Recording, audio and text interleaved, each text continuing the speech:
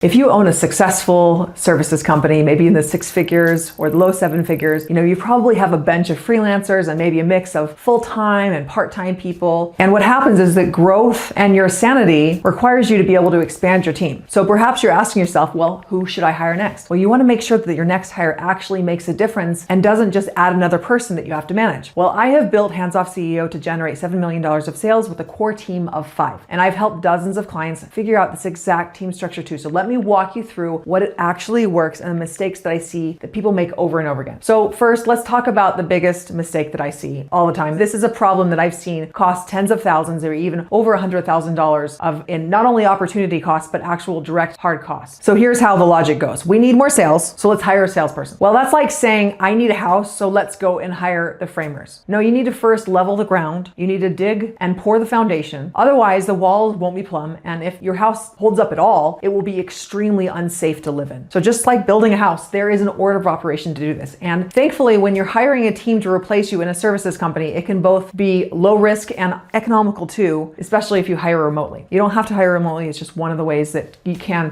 help you be able to get a little bit more bang for your buck. And we will get to the sales too. The first role, the VA. Let me start with what not to do. So earlier in my business, I hired a virtual assistant overseas for about $5 an hour because that's what I thought I could afford, right? And while it helped me with some things, I definitely had an extra set of hands. It was also a disaster on some level, and it really kept me in this stuck place where I couldn't get further in the company, and it was really overwhelming. And she was supposed to be my right hand, but she couldn't actually support me in the way that I needed. So she'd underperform, and then she'd feel bad about it, and I'd spend more time managing her than I saved. And the thing is, a VA can actually work, but only if you already have systems, you have clear processes, and very clear check off the box type of tasks that don't require nuance or judgment. And this same person that I hired years later, I hired her for a very tight project, and she was marvelous. The problem wasn't her, it was me, and I needed a different level of role at that time, and I just outgrew her. So if you're overwhelmed and you hire a VA hoping that they'll just figure it out, it's going to make things way worse. When you add a person to chaos, that's just chaos plus a person, which creates even more chaos. Now the next level is an executive assistant. A good EA is different from a VA. They lean more towards project management, and they can grow with the company. I've had EAs come in at an entry level, and they've eventually grown into account support, sales admin, even operations over time. And I love this entry point. You can find such fantastic people, but the results you get from an EA depend entirely on what you set them up for. And most CEOs have never had an EA before, so they don't actually know how to work with one, even if this person is exceptionally self-directed. They're still going to need a lot of guidance up front. So if you're already drowning, hiring an EA might not solve the problem. It can really help if you delegate effectively, but it might just be one more person to manage while you're drowning. So an EA works well if you're at an earlier stage, you're on a budget, or you're willing to invest the time to set them up right. Just know that going in. All right, the next role is an operations manager. Now, what I found works better, especially if you're under or around 7 figures, is hiring an operations manager. Now, this is not a delivery manager. This is not someone who just manages one piece of the business, but an operations manager who can oversee the whole company. Now, this is someone who thinks at a higher level, and they're not just checking off boxes, but they're actually building structure. And what a good operations manager actually does is that they step into where the gaps are in the company, which a lot of times for a service-based company is around client services, account management first. So you can step back, and they don't just manage accounts, they build the systems underneath it. They create the infrastructure. And once they're solid, they're able to then hire their replacement for that role, and they can move on to the next bottleneck, and they can do that over and over again across different parts of the company. And they can also set up management structures and standards to be able to manage and drive performance across your whole team. It's an exceptionally high leverage role, and the trick is to not let them get stuck in client work, because this is challenging because they're so competent that everyone wants them. And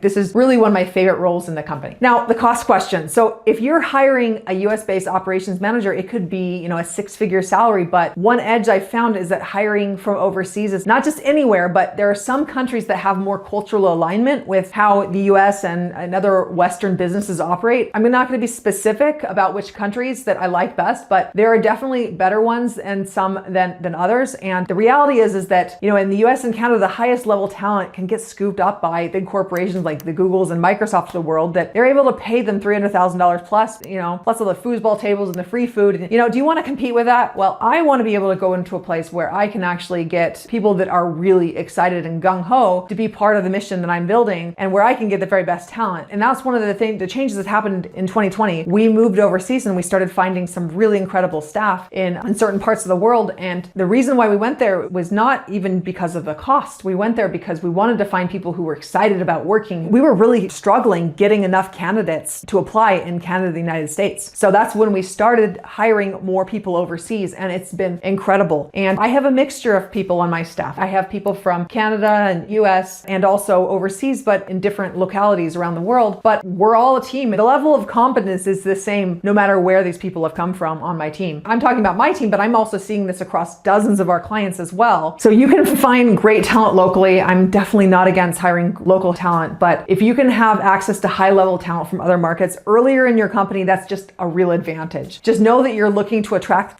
top 1%, top 3% of available candidates, and you need a solid hiring process to find the right person and also to attract them. You really have to attract them in. Another role, account management. Now, the other role people ask about is account manager. And yes, hiring an account manager can save you a lot of time and energy, but only if you have the right systems in place first. Otherwise, you can let go too early and you can make some disastrous mistakes that are hurting your clients and also your business. So ask, what is the outcome your clients actually expect? And what does onboarding look like? What is the difference between execution and strategy? A lot of times it just gets lumped all together, but ideally your account manager handles 80% of the execution and you stay involved in the 20% that's strategic. And at least that's for a while. And that way your clients still feel your presence without you having to be in every meeting. And it's a great way for them to learn and grow into a strategist role too. But the biggest thing that most companies are missing before they make this hire is an early warning system. So most companies know what a client looks like when they're in the red,